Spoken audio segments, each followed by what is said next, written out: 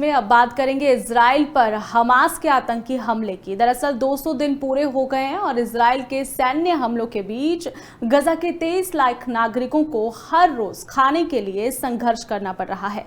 UN का कहना है कि गजा में यहाँ पर मई में भूखमरी का खतरा पैदा हुआ है और सबसे बुरी स्थिति युद्ध के बीच जन्मे बच्चों की है। दरअसल 17 अप्रैल तक गजा के अस्पतालों में कुपोषण से 12 साल से कम उम्र के 28 बच्चों की मौत हो गई थी और इसमें 1 महीने से कम उम्र वाले 12 बच्चे शामिल थे।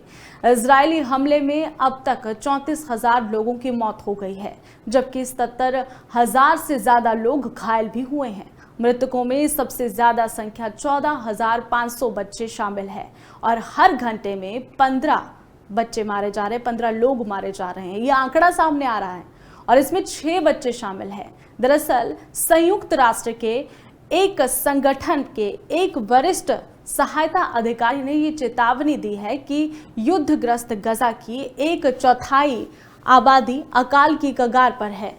गजा के संयुक्त राष्ट्र की सहायता एजेंसियों ने यहां पर उपलब्ध रिपोर्ट के अनुसार मानवीय मामलों के समन्वय के लिए संयुक्त राष्ट्र कार्यालय के समन्वय के निदेशक राजेश राजसिंघम के संयुक्त राष्ट्र सुरक्षा परिषद को आने वाले दिनों में पट्टी के खतरे के बारे में भी यहां पर सूचित किया है।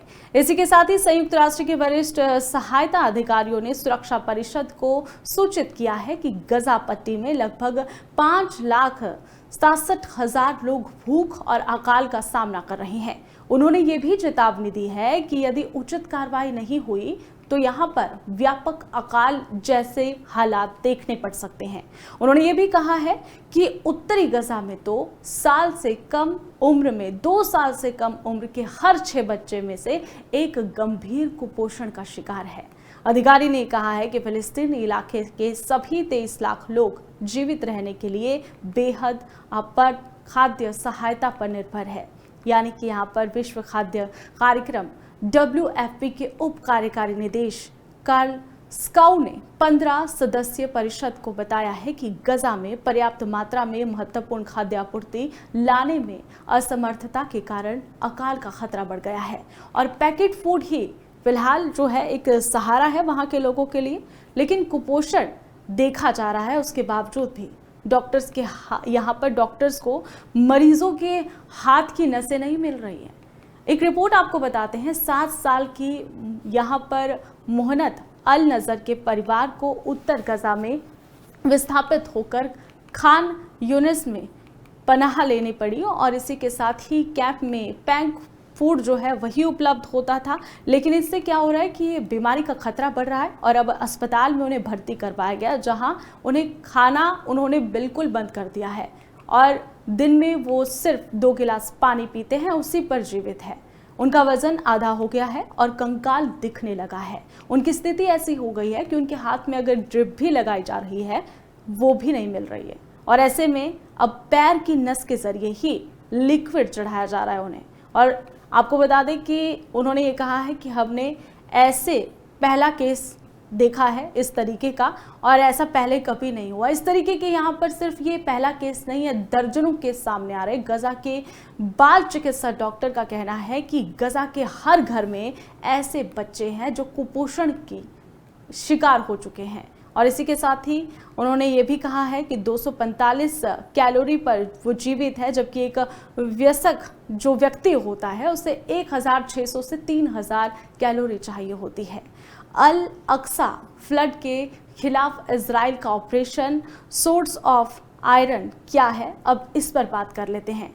दरअसल हमास में 7 अक्टूबर 2023 को इजराइल पर हमला किया था और इसे अल अक्सा फ्लड ऑपरेशन नाम दिया गया था और इसी के जवाब में इजराइल की सेना ने हमास के खिलाफ सोर्स ऑफ आयरन ऑपरेशन शुरू किया था। हमले के सैन्य कमांडर मोहम्मद दीफ ने कहा था कि हमला यरूशलेम में अल अक्सा मस्जिद को यहाँ पर इजराइल की तरफ से अपवित्र करने का बदला है। तो देखिए, इस तरीके के हमलों में पिस्ता कौन है? आमजन, जो वहाँ के आम नागरिक होते हैं और इसका शिकार वो होते नजर आ रहे हैं। अब बात करते हैं आंकड़ों की, मौत के आंकड़ों की। GFX के जरिए हम आपको समझाएंगे कि मौत का आंकड़ा कितना है। दरअसल 35,000 लोगों की मौत का आंकड़ा सामने आया है। इसी के साथ ही हमास औचक हमले में इजराइल ने 1,200 लोग मारे गए थे। 250 लोगों को बंधक बना लिया गया था। संयुक्त राष्ट्र के अधिकारियों ने ये जानकारी दी। गजा में लगभग 5,67,000 लोग भूख और अकाल का सामना कर रहे हैं।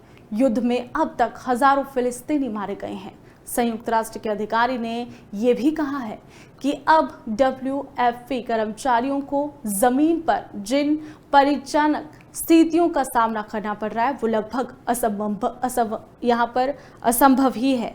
संयुक्त राष्ट्र के वरिष्ठ सलाहकार अधिकारी ने सुरक्षा परिषद को सूचित किया है कि गजा पट्टी में लगभग 47,000 लोग भूख और अकाल का सामना कर रहे हैं। उन्होंने ये भी चेतावनी दे दी है कि यदि उचित कार्रवाई नहीं होती है तो यहाँ पर व्यापक अकाल जैसे हालात पैदा हो सकते हैं।